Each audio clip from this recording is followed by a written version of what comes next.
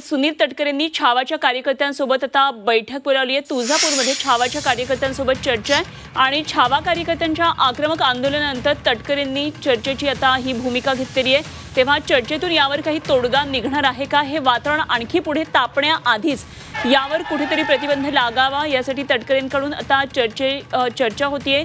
तोडगा तेव्हा या चर्चेतून निघणार का हे बघावं लागणार आहे। ही चर्चा आता सुरू झाली असल्याचं कळतं आहे। तर तुळजापूरमध्ये छावाच्या कार्यकर्त्यांसोबत ही चर्चा आता सुरू झालेली आहे।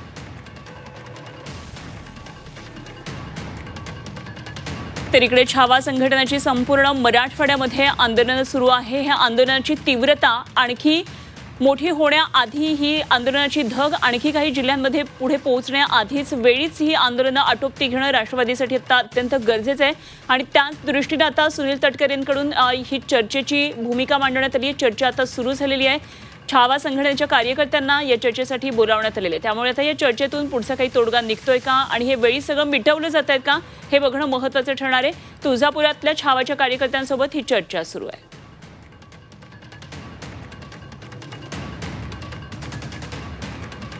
तर आपण ही दृश्य पाहतोय।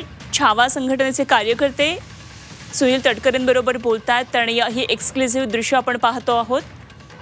छावा संघटनेच्या कार्यकर्त्यांना त्यांची भूमिका मांडू देतात। तटकरे हे सगळं बोलणं ऐकतात। आता त्यांच्याबरोबर ही चर्चा सुरू आहे। यामध्ये काय नेमकं तटकरे त्यांना सांगतात आणि काय नेमका तोडगा निघतोय, ही आंदोलनं आता पुढे आणखी वाढू नये यासाठी कसे प्रयत्न नेमके तटकरे करतात हे बघावं लागणार आहे।